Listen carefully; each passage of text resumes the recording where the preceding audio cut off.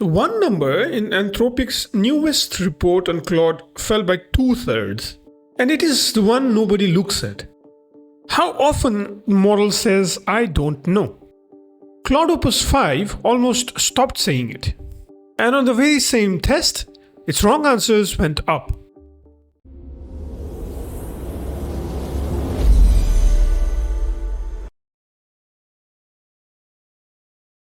You have seen this happen. The answer comes back straight away, sounding completely sure, and it is just wrong. It does not hedge.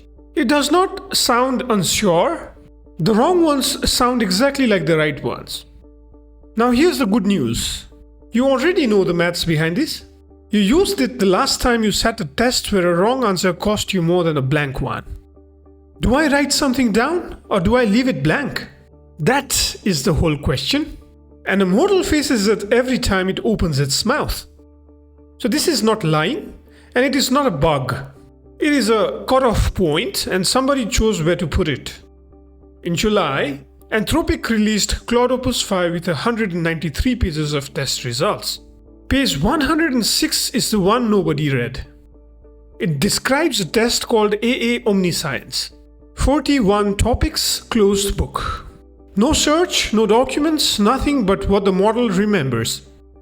Every answer goes into one of 3 boxes, not 2. Right, wrong, or skipped, which the report calls declined. And that third box is the whole video. A model that can skip a question is making a bet every time it speaks.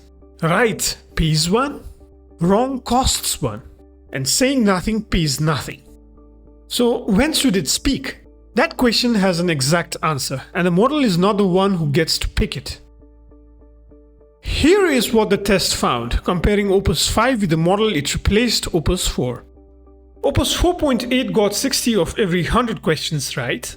It got 17 wrong, and it skipped 23. Opus 5 is more accurate. 71 right, 11 better. And that is the headline, and it is real. But watch the middle column. Its wrong answers went up too, from 17 to 22. The report says it plainly. 11% more accurate and 6% more made up answers. Same model, same test, same run. And the third column is where it actually happened. Skipped questions fell from 23 to 7. Opus 5 stopped saying "I don't know."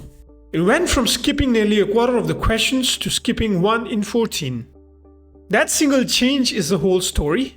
The other 2 columns filled up because this one emptied. Which looks like a model that got worse at knowing what it does not know. Now hold that thought, because it is wrong. To judge that, we need to know what the test rewards. And this one is scored in a single line. Your score is the number you got right minus the number you got wrong. A skipped question is worth nothing. That is a scoring rule. And every scoring rule has a best way to play it, whether or not anyone works out what that is. So let's work it out. Say the model is P sure that the answer it is about to give is right. If it answers, then P of the time it scores +1. The rest of the time, 1 minus P, it scores -1. So on average, answering is worth P times +1 plus 1 minus P times -1. That tidies up to 2P minus 1, saying nothing is worth exactly 0. So answering is the best move whenever 2P minus 1 is bigger than 0. Rearrange and the whole decision comes down to one number. Answer when P is bigger than 1/2. That's the whole rule. Speak whenever you are more likely right than wrong. 51% sure? Say it. And look at what that cutoff is made of. It is not a fact about the model. It is a fact about the scoring. That -1 is a price. It is what the test charges you for being wrong. Change the price and the cutoff moves. We're going to change it. But first, how do these models actually play? We can work that out from the published numbers, because the 3 boxes tell us how often each model spoke and how often it was right when it did. Opus 5 answered 93 of every 100 questions. Of the ones it answered, it was right about 76% of the time. Opus 4.8 answered 77 and was right on about 78% of those. Put all 6 models on one chart, how often each one spoke and how right it was when it did, The step from 4.8 to 5 is a long move right and a small one down. Now hold both up against the cutoff. The rule says speak above 50%. Both models are sitting in the mid-70s. So Opus 5 is not being reckless. Under this scoring rule, it is playing close to right. And Opus 4.8 was not being modest. It was throwing points away, skipping a quarter of the questions while getting nearly 80% of the rest right. Every one of those skipped questions scored 0. Answering them at anything better than a coin flip would have scored more. So the careful looking model was the one making the mistake. Opus 5 did not get worse at judging itself. It stopped wasting what it knew. One honest catch: the model does not skip questions at random. It skips the ones it finds hardest, so it would do worse than 76% on those. That shrinks the gain, but it does not wipe it out. There is a lot of room between 50 and 76. So the model is right and the test is fine, except for one thing, that -1. Let's do it again with the price left open.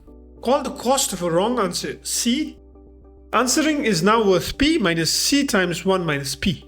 Set that above 0 and solve for P. The cutoff is C over 1 plus C.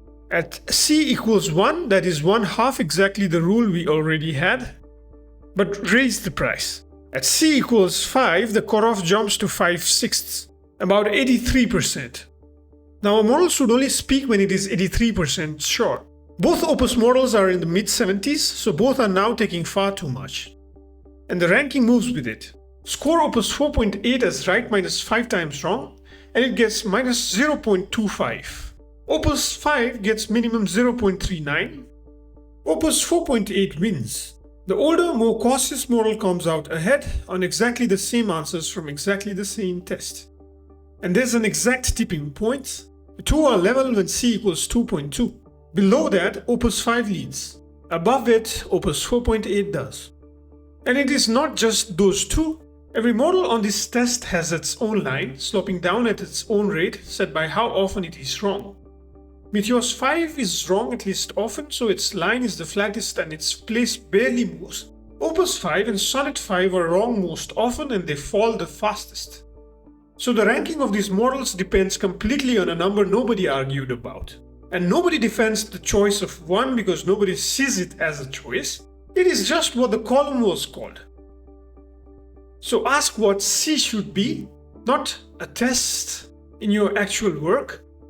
A model skips a question and you go and look it up yourself. You lose a minute.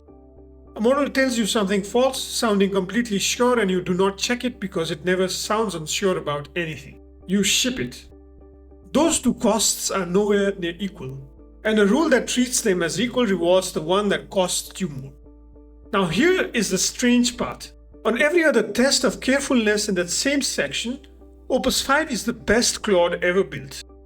It reads the manual before running a command that could break something. It refuses to act on evidence that looks wrong on every single problem in the test. Anthropic's own word for both scores is saturated. There is no room left to do better. So it became as careful as it possibly could be about what it does and much less careful about what it knows. Those two findings sit 5 pieces apart. And there is a better way to score this, and people have known about it for decades. Instead of only marking the answer, you also mark how sure it said it was. Ask the model how sure it is, then plot what it claimed against how often it was actually right. If those two match, you get a straight diagonal line. Above the line, it is playing too safe, and below the line, it is claiming more than it can back up. And that gap is the thing we wanted to measure all along. A simple right minus wrong score cannot see that gap at all. It squashes everything about how well a model knows itself down into one number and then ranks on it. There is one last thing. 100 pages later, Anthropic asked Opus 5 what worried it. Its most common answer was that it cannot trust its own sense of what it knows. That is the same finding as page 106 in the same document, and the two never meet.